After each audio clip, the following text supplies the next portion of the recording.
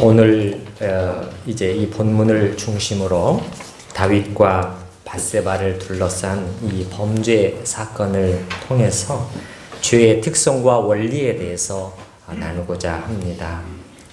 본문이 사실 여러 장에 지금 걸쳐져 있는데 다 읽을 수가 없어서 오늘 일부만 읽었습니다만은 이걸 통해서 이 사건을 통해서 우리가 읽어낼 수 있는 것, 죄라는 것이 어떻게 시작이 되고 어떻게 진행이 되고 어떤 결과를 가져오는가, 그 성격이 어떠한 것인가 하는 것을 오늘과 다음 주일 두 번에 걸쳐서 말씀드리려고 합니다. 제목이 좀 무겁죠. 다윗의 범죄와 죄의 원리. 참 주일 아침 밝고 격려가 되는 말씀을 드려야 하는데 범죄, 죄의 원리 좀 딱딱하고 무겁게 들릴 수 있겠습니다만은 우리가 이 부분을 그냥 대충 넘어갈 수 있는 부분이 전혀 아닙니다. 여러분, 우리 예수 믿는 사람들을 신약에서 부를 때, 일컬을 때 하나는 그리스도인이요, 또 하나는 두 글자로 성도. 성도는 saints, 거룩한 사람들이다. 그게 무슨 말이냐면 거룩한 생활이라는 것은, 거룩한 사람이 되는 것은 우리 그리스도인 됨의 정체성과 관련이 있다는 것입니다. 이 정체성이라는 거예요. 이게 근본이라는 것입니다. 근데 그 거룩하게 됨에 있어서 죄의 문제를 건너뛸 수가 없다는 것이지요. 그리고 우리가 죄라는 것이 어떤 것인지 잘 알고 있을 때 그만큼 깨어 있을 수 있고 죄의 속임수나 유혹에 넘어가는 것으로부터 우리를 지켜낼 수가 있는 것이죠. 참으로 죄라는 것은 정말 가벼운 것이 아닌데 죄는 살리는 것이 아닙니다, 여러분. 죽입니다. 죄는 우리를 살릴 것처럼 사탕발림으로 늘 다가오지만 한번 우리가 그 덫에 걸려들면 그대로 내버려 두지를 않습니다. 그뿐만 아니라 죄는 하나님과 우리와의 사이를 늘 단절시켜요. 그래서 하나님으로부터 오는 은혜와 생명이 공급되는 것을 차단시키는 것이죠. 여러분, 아담과 하와가 맨 처음에 죄를 범했을 때 어떻게 했나요? 성경에 보면 그 둘이 여호와 하나님의 낯을 피하여 어떻게 한지라? 숨었다는 것입니다. 하나님과를 단절시키는 거죠. 죄가 들어왔는데 그들은 하나님으로부터 도망갔어요. 그래서 하나님께서 예수님을 보내신 것도 그 죄의 문제를 십자가에서 해결해 주시고 이 하나님과의 관계, 이 깨어진 교제를 다시 회복시키시는 거죠. 그런데 오늘날 우리가 죄를 또 지을 때 죄는 끊임없이 이 관계를 차단을 시킨다는 거예요. 그래서 하나님으로부터 우리에게 생명이 공급되고 우리가 살아나는 것을 사탄은 너무너무 싫어하는 것이죠. 성경에 보면은 베드로전서 1장 16절에 이렇게 말씀하셨네요. 내가 거룩하니 너희도 거룩할지어다. 내가 거룩한 만큼 거룩해라고 말씀하지는 않으셨네요. 그러나 이렇게 말씀하셨어요. 내가 거룩하니 나의 자녀인 너희들도 거룩해야 된다. 나를 닮아야 된다는 것이죠. 이게 하나님의 구원의 목적 중에 하나입니다. 신학적으로는 하나님의 형상을 회복한다, 이렇게 표현합니다. 라틴어로 imago Dei, 하나님의 형상이 이제 다시 우리 안에 회복되기를 하나님은 계획하시고 이제 믿은 후로부터 긴 시간에 걸쳐서 우리 안에 서서히 비록 더디지만 거룩한 하나님의 성품이 우리 안에 회복이 되고 아버지를 닮은 자녀가 될 수 있도록 하시는 것이 우리 구원의 중요한 목적이라는 것입니다. 그래서 예수님도 하늘에 계신 너희 아버지의 온전하심과 같이 너희도 온전하라, 이렇게 말씀하셨잖아요. 왜냐? 아버지의 온전하심처럼 아버지가 온전하시다. 그러니까 그 아버지를 우리도 닮아야 되지 않니? 그러니까 우리도 온전해야지. 무슨 말씀을 주시면서 원수를 사랑할 정도로 온전해야 된다. 너희가 너희를 사랑하는 자만 사랑한다면 무슨 의미가 있겠느냐? 세리들도 그렇게 하고 너희에게 인사하는 자만에게만 형제에게만 인사하면은 이방인들도 그건 다 그렇게 할 줄은 안다. 너희 원수를 사랑하는 정도까지 나가야 된다. 그래야 하늘에 계신 너희 아버지의 아들이 되리니 아들은 아버지를 닮아야 되는 거죠. 마태복음 5장에 나오는 말씀이죠. 왜야? 왜? 하나님께서는 당신을 거스르는 죄인들에게까지 지금도 은혜를 베풀어 주신, 이걸 우리가 일반 은혜라고 부르는 것이죠. 해를 악인과 선인에게, 비를 의로운 자와 불의한 자에게도 내려주셔서 살게 하시지 않니? 히브리서 12장에 보면 모든 사람으로 더불어 화평함과 거룩함을 따르라. 이것이 없이는 아무도 주를 보지 못하리라. 이것이라는 것은 거룩함이를, 거룩한 삶의 실천이 없이는 아무도 주님을 볼 수가 없다. 왜냐? 그분은 거룩하신 분이시기 때문에 이렇게 되는 것이죠. 그래서 우리가 이 다윗의 이야기를 통해서 죄의 문제를 좀 깊이 파고 들어가 보려고 하는데, 잘 아는 이야기입니다만 간단하게 배경 설명을 드리면, 이스라엘과 암몬 자손이 전쟁이 벌어지고 있었을 때 후방에 남아있던 다윗이 왕궁 옥상을 거닐다가 우리아의 아내, 전쟁터에 전투 중인 장군 우리아의 아내 밧세바를 훔쳐보게 되고 결국 둘이 동침하기에 이르게 됩니다. 그런데 그쪽에서 연락이 오기를 임신이 되었다는 거예요. 남편이 전쟁터에 수개월 동안 나가 있는데 임신이 되었다 하면은 이거는 간음죄가 확실하기 때문에 문제가 심각해지게 됩니다. 다윗은 우리아를 전쟁터에서 불러들입니다. 왜? 이렇게 이 아이가, 태어난 아이가 우리아의 아이인 것처럼 그렇게 감추려고 한 것이죠. 그런데 생각대로 안 됩니다. 우리아가 집으로 들어가지를 않고 밖에서만, 병영에서만 머무는 거예요. 이제 다윗은 마지막 방법으로 우리아를 죽게 할 방도를 찾는데 밀지를 보냅니다.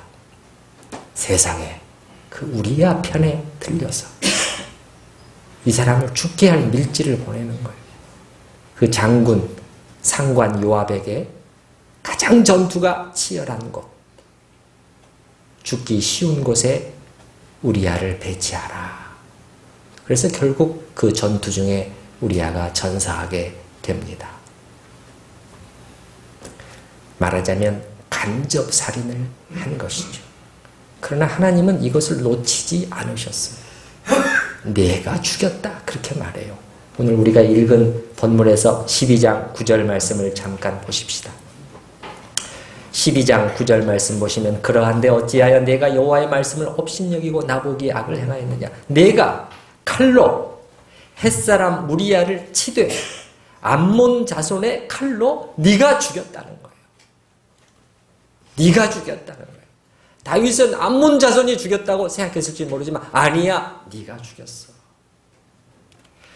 그래서 이제 우리아의 장례 기간이 끝나고 다윗은 밧세바를 정식으로 불러서 자기의 처를 삼습니다. 이렇게 해서 모든 일이 일단락 되는 줄 알았는데 오늘 본문에 나오는 것처럼 하나님께서 나단 선지자를 보내셔서 통렬하게 질책하시게 되는 것이죠. 저는 이러한 일련의 스토리를 통해서 네 사람을 좀 분석해 보려고 해요. 다윗, 우리야, 밧세바, 나단, 이 네 사람을 좀 한 명 한 명 보면서 오늘은 이제 다윗과 우리아를 보려고 하는데요. 이 과정에서 우리가 행간을 읽는다고 하죠. 성경에서 구체적으로 언급이 되어 있지는 않지만 충분히 미루어 짐작할 수 있는 여러 가지 다른 이야기들을 같이 생각해 보면서 죄의 특성과 원리를 우리가 한번 찾아내 보려고 합니다. 이 이야기는, 이 범죄는 성적인 범죄예요. 그러나 이 원리, 여기서 찾아낸 원리는 성적인 범죄에만 해당이 안 됩니다. 일반 모든 다른 죄에도 해당이 되기 때문에 여러분이 이렇게 적용해 보실 수가 있겠습니다. 일반적으로 죄라는 것이 어떻게 시작되고 어떻게 나타나는가 했을 때 저는 두 가지 단어를 생각해 봅니다. 하나는 뭐냐면 마음의 생각입니다. 또 하나는 기회라는 것을 제가 생각해요. 이 생각과 기회라는 두 요소가 아주 중요하다. 그러니까 죄라는 것이 갑자기 이렇게 시작된다기보다는 사실은 어디서 시작이 된다고요? 우리 마음의 생각에서 시작이 되는 것입니다.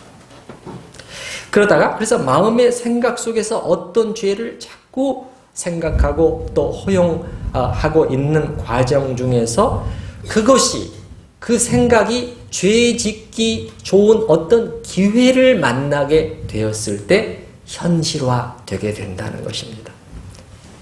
자, 두 단어를 말씀드렸는데요. 한번 따라서 해보십시다. 생각과 기회. 자, 이게 여러분이 기억을 하셔야 될 요소라는 것입니다.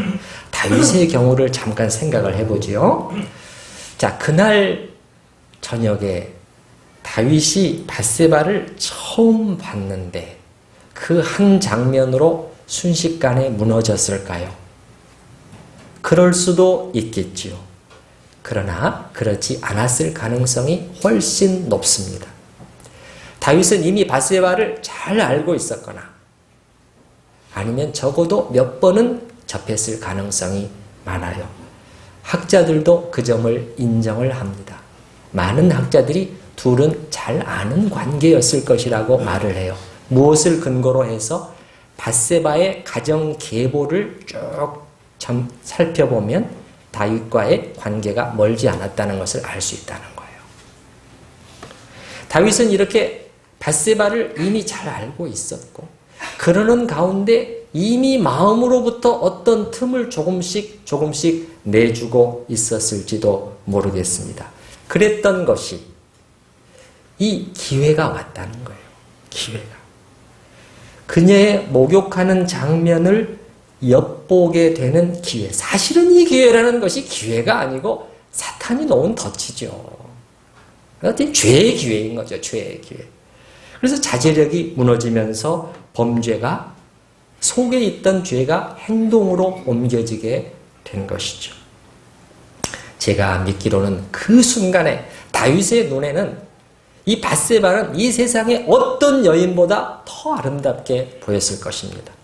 여러분, 자, 11장 앞에 12절 말씀을 잠깐 보겠어요. 11장 2절인데요. 11장 2절 말씀. 더 아름답게 보였을 것이다. 저는 이렇게 생각을 해요. 다윗은 마치 눈에 뭐가 씌운 것처럼 그 순간에 말려 들어간 거예요. 그렇지 않으면 그토록 분별력과 자제력이 뛰어났던 다윗이 이렇게 행동했을 리가 없는데요. 11장 2절 말씀을 보시면 저녁 때 다윗이 그의 침상에서 일어나 왕궁 옥상에서 거닐다가 그곳에서 보니 한 여인이 목욕을 하는데 심히 아름다워 보이는지라. 아름다워 보이는지라. 물론 아름다웠겠지만 그러나 다윗의 눈에는 그날 저녁에는 정말 아름다워 보였을 것이라는 거예요. 심히 아름다워 보이는지라. 이렇게 되는 것이죠. 생각 속에 틈을 주고 있다가 그것이 기회를 만났을 때 이제 행동으로 나타나게 되는 것이죠. 약간 다른 얘기입니다만은 이 포르노그래피라고 하죠. 음란물에 빠진 분들, 가끔 그런 정도가 아니라 중독되다시피 한 분들이 있는데 그런 분들이 되게 그걸로 끝나지 않는다는데 문제의 심각성이 있어요. 많은 경우 그것이 갑자기 어떤 행동으로 나타나게 되는데 그 시점에 이르게 되면 본인이 전혀 자기 자신을 통제하지를 못해요. 예를 들어 보십시다.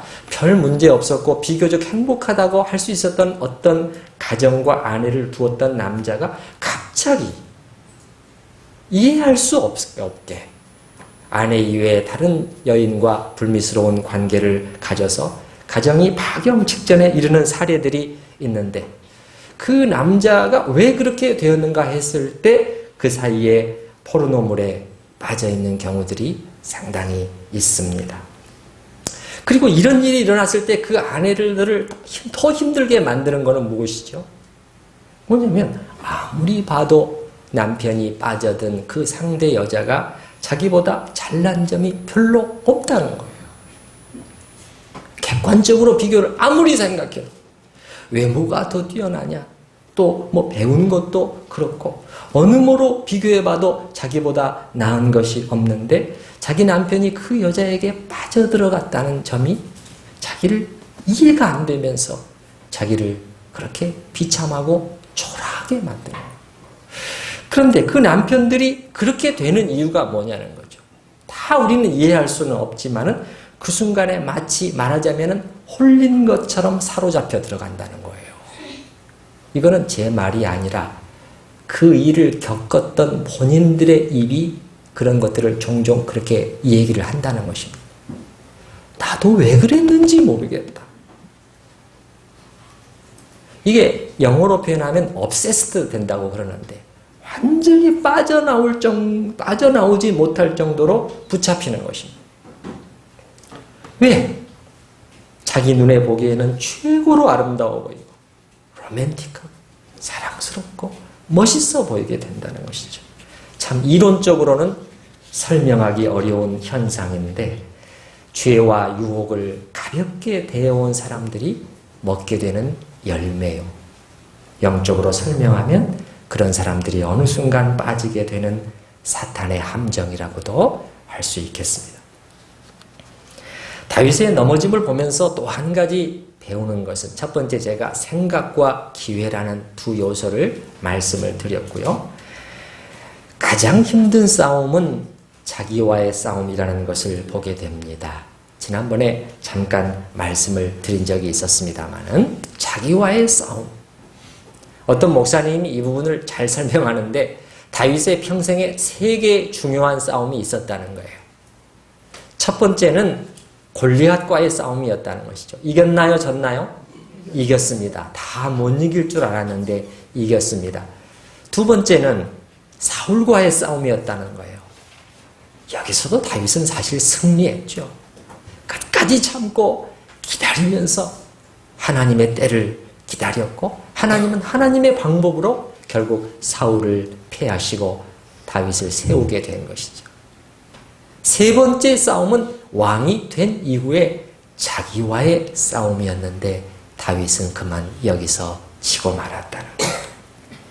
이것은 자기 안에 있는 죄의 유혹에 맞서서 싸우는 일이 얼마나 힘든가를 보여주는 신뢰가 되는 것이죠. 여러분, 그러므로 우리가 장담할 수가 있을까요? 없어요. 다윗이 우리보다 똑똑하지 않아서 또 신앙이 엉터리였기 때문에 그렇게 되었다고 생각한다면 좀 착각이죠. 착각이요. 다윗 자신도 아마 그 순간에 자기가 그렇게 순식간에 무너지리라고는 생각하지 못했을 가능성이 많습니다. 심지어 목회자들도, 성직자들도 넘어지는 것을 보지 않습니까? 예를 들어서 근데 어떤 괜찮았던 목회자가 7계를 범하는 것을 봤을 때 말이죠. 평소에 인격의 고상함이라고는 도무지 없고 엉망인 그런 목회자 말고 괜찮은 분이었는데 간음하지 말라 하는 7번째 계명에 넘어지는 경우들이 문제가 발생했을 때 우리는 그분을 어떻게 봐야 되지요? 아이고, 이 양반 알고 보니까 이때까지의 모습은 다 가식과 위선투성이었구나. 그는 호색한이었구만, 알고 보니까. 그 전에 신앙생활의 모습이라는 다 가짜였구만. 이렇게 결론을 내릴 수 있을까요? 저는 그렇게 생각하지 않아요. 그렇게 생각하지 않아요. 잘하던 사람도 넘어질 수 있습니다. 이렇게. 저도 봤어요. 제 눈앞에서 봤다니까요. 그러므로 지금 장담하시는 모든 분들은 조심하시기 바랍니다. 젊은 분들뿐만 아니라 40대, 50대 그 이상의 나이가 되어도 마찬가지입니다. 공자의 논어에 보면은 인간의 나이 40을 말이죠. 뭐라고 두 글자로 부르느냐? 불혹, 불혹이다. 무슨 뜻이냐? 공자가 말하기를 나이 40이 되면 판단의 혼돈을 일으키지 않고 미혹을 받지 않게 되는 나이라는 거예요. 아닙니다.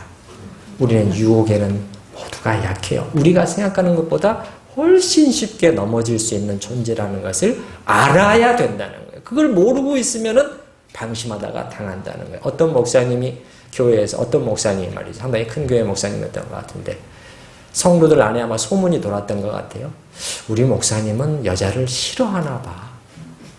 아마 그 이유, 그렇게 말이 나왔던 것이 뭐냐면 목사님이 여성도들과는 잘 얘기도 않고 슬금슬금 늘 피하고 뭐 그랬던 것 같아요. 그분이 어느 날 설교에서 고백을 하는데 사실 제가 여자를 싫어하는 것이 아니라 무서워합니다. 여자가 무서운 것이 아니고 인간의 약함을 무서워한다는 것이죠. 자신이 얼마나 무너질 수 있는 존재라는 것을 알고 있다는 거예요. 성경을 보게 되면은 여자 문제에 이렇게 넘어진 경우도 있지만은 또 그 유혹을 이겨낸 사람도 우리가 알고 있죠. 예를 들면 창세기에 누구? 요셉이었죠. 근데 요셉은 어떻게 이겨냈죠? 이렇게 상대방의 유혹으로 상대방이 왔을 때 요셉이 어떻게 했죠? 도망갔잖아요. 도망갔어요. 창세기 39장에 보시게 되면. 그래서 어떤 알리스테어 백 목사님이라고 이렇게 많이 알려진 설교자가 있는데 디모데전서 6장 11절 말씀으로 설교하면서 오직 너 하나님의 사람아 이것들을 피하고 이런 말씀이죠. 이것들을 피해라 도망가라는 거죠. 피하라는 주님의 말씀을 전하면서 요셉은 도망침으로 피함으로 그 죄를 이겨냈는데 다윗은 도망치지를 않았다. 그래서 그 죄에 빠져든 것이다. 이렇게 말씀을 하는 걸 들은 적이 있어요.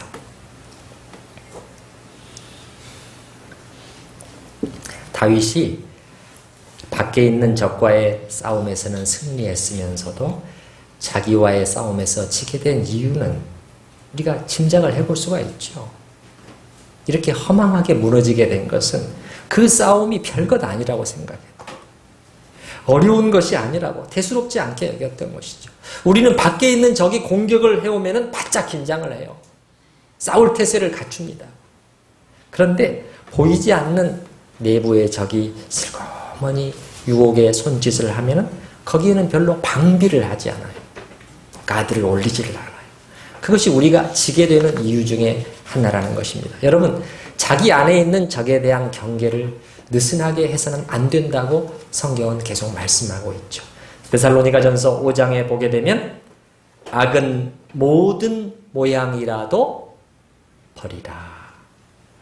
어떤 모양의 악이든지 그 비슷한 것까지라도 허용해서는 안 된다는 것이죠.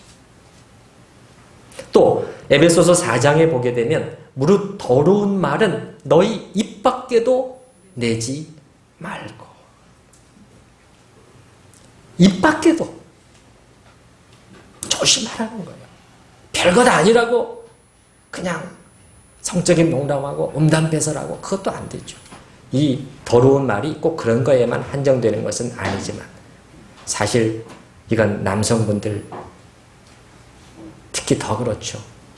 술자리가 벌어지고 2차, 3차 이어지면 단골 메뉴로 등장하는 것이 사실은 이 음담배설이죠.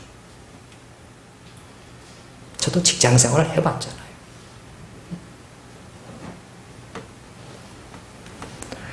입 밖에도 내지 말라. 저는 신학생들한테도 성적인 농담을 하지 마라. 누가 그런 말을 하면 같이 웃지 마라. 웃지 말고 상대방이 무한하게 해줘야지. 여러분이 지금 어떤 길을 걷고 있는 것이냐. 이렇게 야단을 쳤는데요. 그 젊은이들이 많기 때문에. 그 눈이 이렇게 쳐다보더라고요.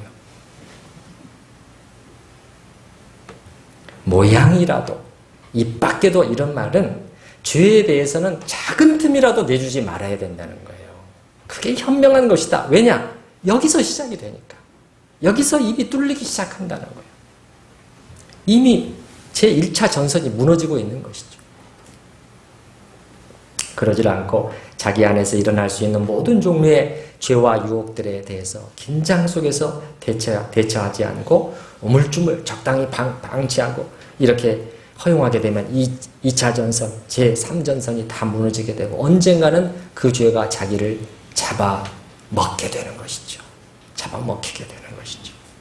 제가 지난번에 말씀을 드렸습니다만 여러분, 다윗의 왕국은 너무도 견고해서 아무도 흔들 수가 없었는데 다윗이 자기와의 싸움에서 지는 바람에 그 나라가 심히 흔들려 버렸다는 거예요.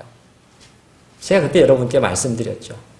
다윗이 전투에 진 적이 있습니까? 없어요. 제가 찾아보니까요. 그렇게 뛰어난 장수였고요.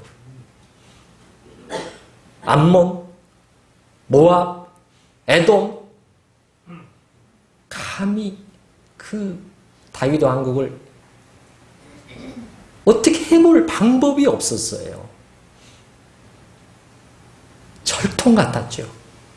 그런데 다윗이 이 자기와의 싸움에서 져서 밧세바 사건으로 범죄한 이후에 제가 지난번에 말씀을 드렸잖아요.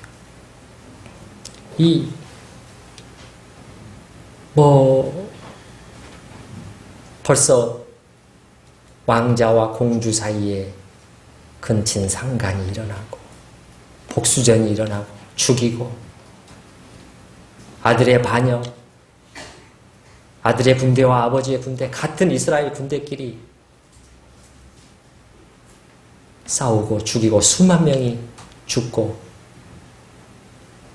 온 나라가 심히 흔들렸어요. 심히 흔들렸어요. 그런데 성경은 이것을 다윗의 이 범죄 때문이었다고 명백히 말하잖아요. 여러분, 거기 10절 말씀, 12장 10절 말씀을 다시 한번 보십시다. 12장 10절 말씀. 같이 한번 읽어보십시다. 이제 내가 나를 업신여기고 햇사람 우리아의 아내를 빼앗아 내 아내로 삼았은즉 칼이 내 집에서 영원토록 떠나지 아니하리라 하셨고, 사실 다윗은 나단의 질책을 받은 즉시로 정신이 번쩍 들었어요.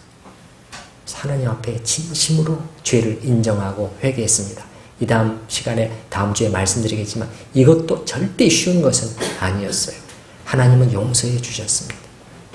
그러나 죄에 대한 징계는 따라옵니다. 13절에 보시면, 여러분 12장 13절에 보시면 다윗이 나단에게 이르되 내가 여호와께 죄를 범하였노라 하매 나단이 다윗에게 말하되 여호와께서도 당신의 죄를 사하셨나니 당신이 죽지 아니하려니와. 이 일로 말미암아 여호와의 원수가 크게 비방할 거리를 얻게 하고 말았습니다. 너무너무 안타까운 거죠. 이전 번역에서는 회방할 거리를 이제는 왕은 만들고 말았습니다.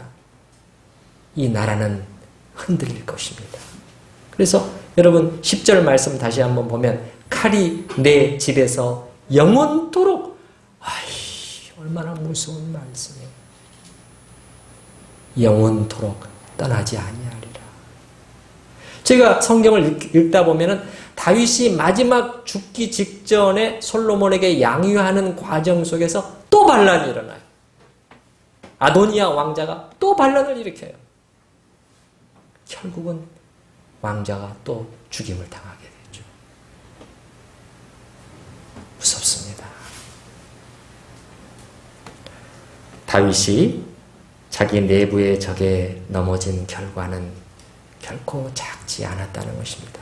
작게 여겨서는 안 된다는 것이죠. 그 이후에 일어난 것들은 제가 다음 주에 또 다윗에 관련해서는 더 말씀을 드리겠고, 오늘 한 사람 더 우리야를 잠깐 보고자 합니다.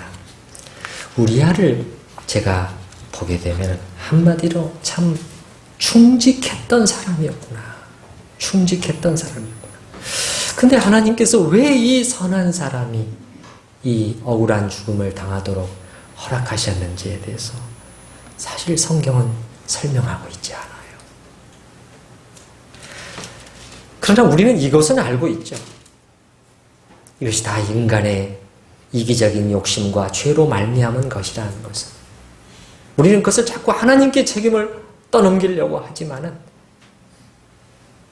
신학적으로 하나님은 죄의 원인이 아니시다.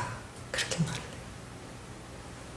우리 죄인들에게서 나오는 거죠. 그래서 창세기에서 나오는 의인 아벨의 죽음부터 시작해서 수많은 선한 사람들이 인간의 이 역사에서 희생되는 죄의 역사를 우리는 보고 있지 않습니까? 인간의 역사는 죄의 역사예요. 죄의 역사.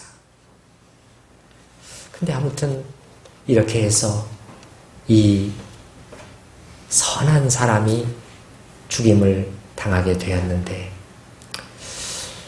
사실 저는 둘레를 보면서도 목회자들의 세계에 있어서도요, 때로 가장 잘 준비되었다고 생각되는 사람들을 하나님이 먼저 데려가시는 경우도 있는 것을 봐요. 우리같이 부족한 사람들을 남겨두시고요, 우리보다 더 고귀한 영혼을 소유하고 누가 보더라도 더 잘 준비된 사역자들을 때로는 매우 젊은 나이에 하나님이 데려가시기도 하는, 이해가 안 되는 일들을 우리는 종종 경험하죠. 오래전에 아메리카 인디언 선교사였던 데이빗 브레이너드, 참 고귀하고 아름다운 영혼을 가진 사람이었어요. 그의 일기를 볼 때마다 그 진솔함, 그러나 그가 너무 과로해서 자기의 삶을 하나님께 그 선교에 드렸는데 폐결핵으로 나이 30도 안 돼서 주님의 품으로 가게 됩니다. 이런 일들이 우리 주위에 종종 있는데, 우리아의 죽음도 그렇고요. 저는 하나님만이 알고 계시는 이 문제에 대해서 굳이 답을 드리려고 시도하지는 않겠습니다. 다만 우리아라는 사람을 저는 쭉 살펴보면서 이 점이 드러나는데, 그가 삶에 있어서 우선순위가 매우 분명했던 사람이었구나. 여러분은 어떻게 생각하십니까? 다윗이 나중에 이 사건을 기억할 때마다 가장 부끄러워했을 부분이 어떤 부분이었을까?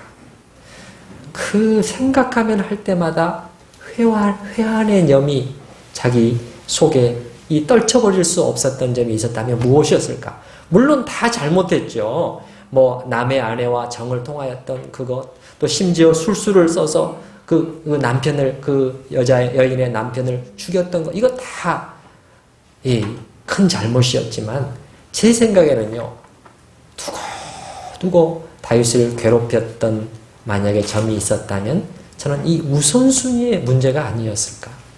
무슨 말인가 하냐면, 자, 성경에는 그 단서가 나타나 있는데요. 다윗이 자기의 간음을 은폐하기 위해서 장군 우리야를 전쟁터에서 불러들였을 때 우리야가 취한 행동과 한 말을 보면은 아주 선명히 나타나게 됩니다. 다윗이 우리야를 불러서 왜 집에 들어가지 않고 밖에서만 병영에만 머무르시오? 이렇게 물어봤을 때 우리야가 대답한 것을 한번 잠깐 보십시다. 앞에 11장 11절 말씀을 보십시오. 11장 11절 말씀.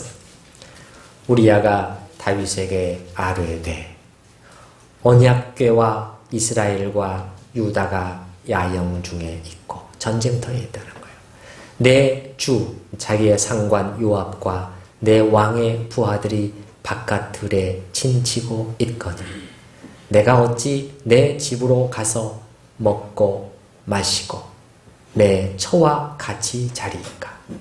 내가 이 일을 행하지 아니하기로 왕의 살아계심과 왕의 혼의 살아계심을 두고 맹세하나이다 하니라. 다윗이 술을 막 취하게 해서까지 이거를 무너뜨려 보려고 하는데도 안 돼요. 지금 여러분이 한번 비교해 보시기 바랍니다. 다윗과 우리아를 비교해 보시라는 거예요. 우리아는 지금 언약궤와 하나님의 백성의 안위를 생각하고 그것 때문에 모든 것을 참고 포기하고 있습니다. 근데 그 순간에 다윗이 어떤 가운데 있느냐? 자기 신하는 자기의 개인의 개인적인 안락함보다도 하나님의 나라와 하나님의 백성을 먼저 생각하고 있잖아요. 다윗 자신은 어떠냐는 거예요. 반대로 사사로운 정군에 빠져서 한 여인에 대한 유격을 이겨내지를 못하고 그리고 무슨 수를 써서라도 그 욕심을 채우려고 하는 생각으로 여기까지 가득 차는 거예요. 그리고 이제는 자기 자신의 그 범죄, 실수가 드러날까봐 전전긍긍하고 있어요. 지금 어떻게 지금 이거 덮어보려고 우리아를 집으로 보내려고 하는 추잡한 음모를 계획하고 있잖아요. 성경이 적나라하게 다 드러내고 있어요. 제가 말씀드렸잖아요. 성경은 그래서 정직한 책이라는 거예요. 정직한 책이라는 거예요. 우리는 여기서 우선순위가 완전히 바뀌어 있는 삶의 현장을 보는 것입니다. 그리고 다윗과도 같이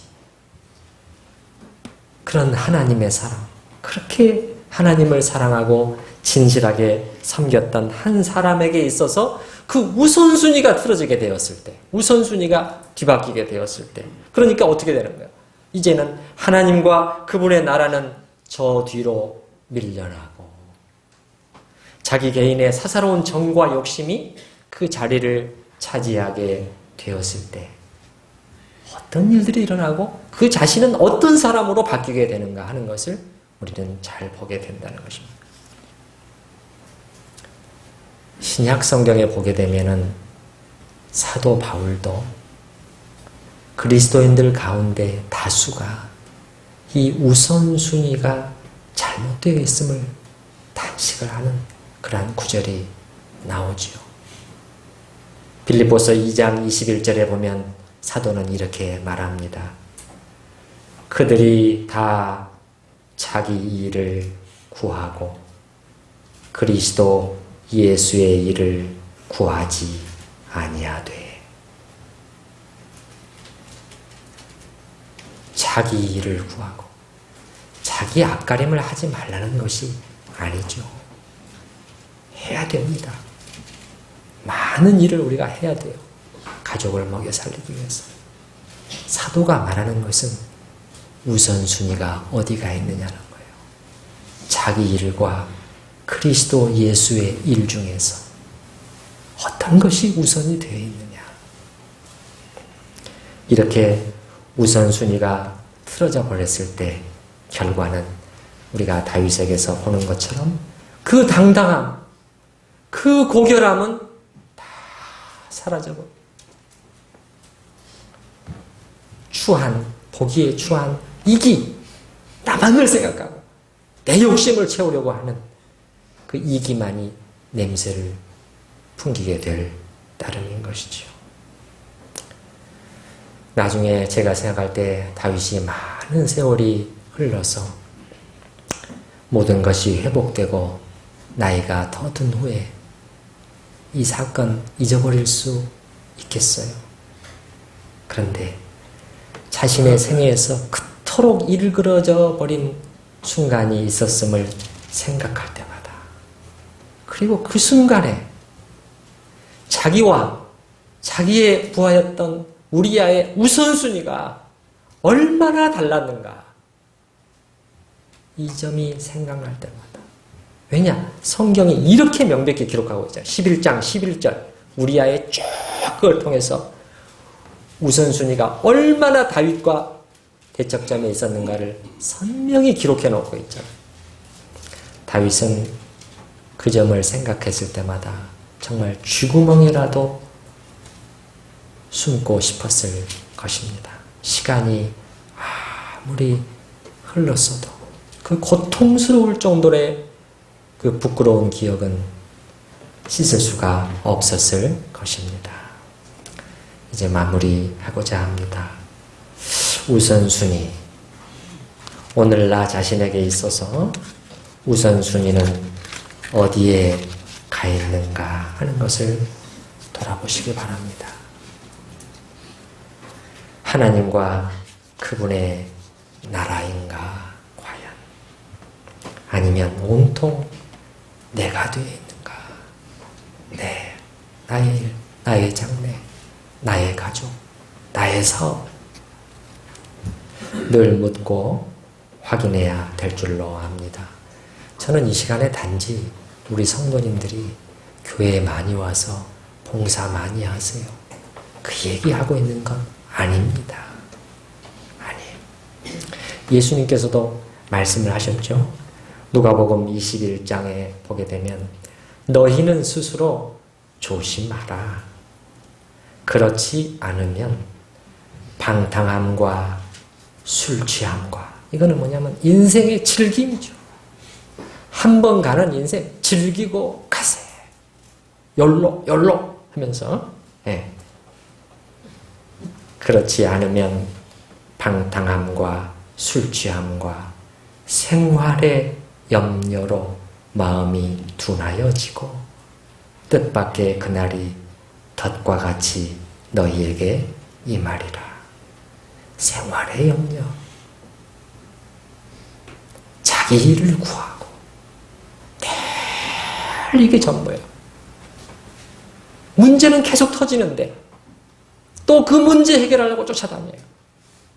되게 보게 되면요, 자기 문제에 빠져있는 분들은 성도들도 마찬가지예요. 그 문제 해결하다가 10년, 20년, 30년이 흐르더라고요. 또 문제가 터져요. 또 문제가 터져요. 이제 이 문제 해결해야 됩니다. 주님 앞에 나아갈 시간이 없어요. 그 일에 함께 할 수 없습니다. 그렇게 시간이 다 가버려요.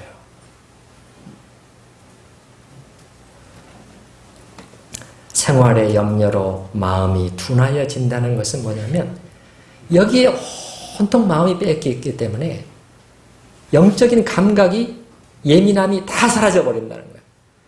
그러니까 하나님과 영원한 것들과 가장 중요한 것들의 가치를 보지를 못해요.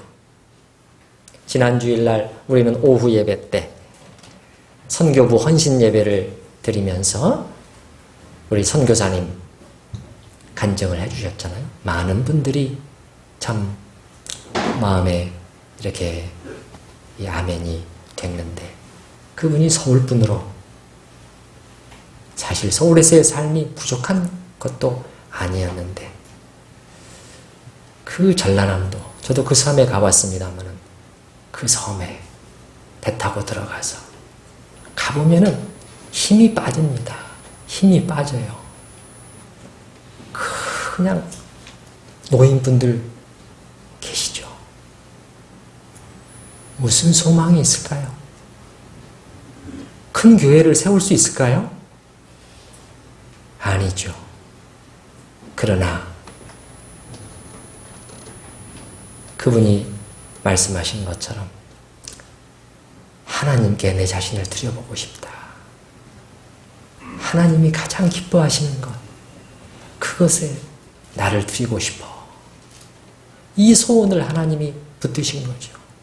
그래, 저 보이지 않는 곳 거기 가서 섬겨라.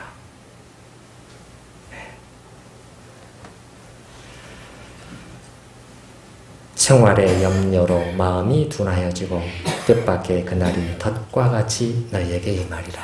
덫처럼 임한다는 거예요. 인생이 이렇게 덫처럼 채워간다는 것입니다. 자, 우리 이 시간 들은 말씀을 생각하면서 하나님 앞에 또 함께 기도하는 시간을 가지도록 하십시다. 우리가 설교 말씀만 듣고 마치는 것보다는 우리 각자가 또 주님 앞에서 자신을 잠깐 돌아보는 시간을 가지는 게 좋겠죠. 하나님께서 말씀하시기를 내가 거룩하니, 우리의 아버지께서 우리가 아버지를 닮기를 원하십니다. 내가 거룩하니 너희도 거룩할지어다. 악은 모든 모양이라도 버리라. 죄는 어떻게 시작되는가? 생각과 기회를 말씀을 드렸습니다. 방심해서는 안 된다. 자기와의 싸움, 이게 큰 싸움이라는 것입니다. 큰 싸움. 그리고 우리는 마지막으로 삶의 우선순위가 얼마나 중요하다는 것도 봤습니다. 하나님 앞에서 기도하십시다.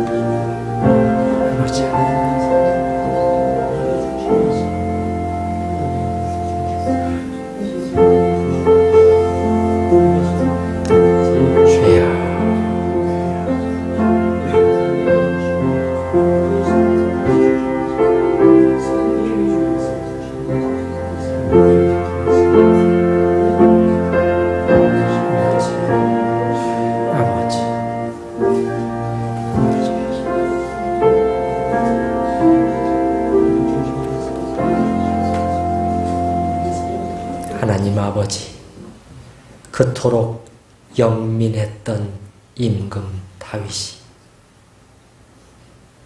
자기와의 싸움을 작게 여기다가 삶의 우선순위가 뒤바뀐 채 죄의 나락에 빠져들게 되었고, 그것이 본인 자신과 그리고 하나님의 나라에 얼마나 큰 손실, 마이너스를 가져왔는지를 우리가 보게 하심은 우리로 보고 이때를 사는 저희에게 기록으로 남겨주셔서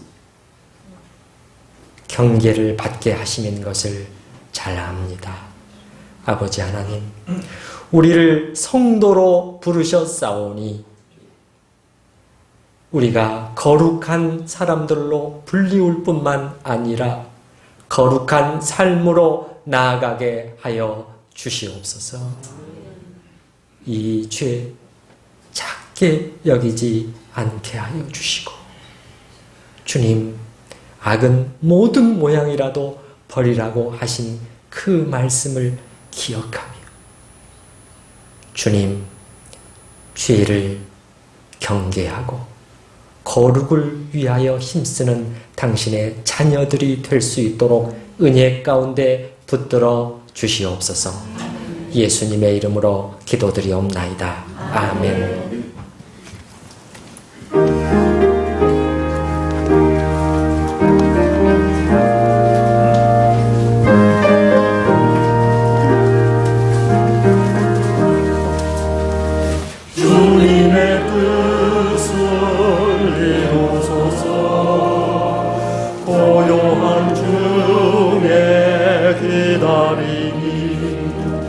진흙과 같은 날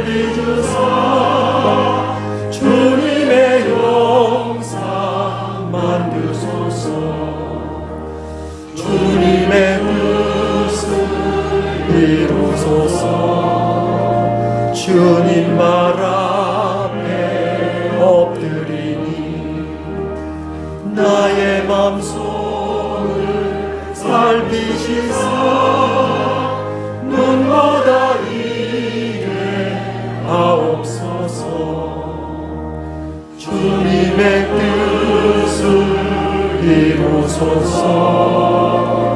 병들어 몸이 피곤할 때 권능의 손을 내게 펴사 강건케 하여 주옵소서.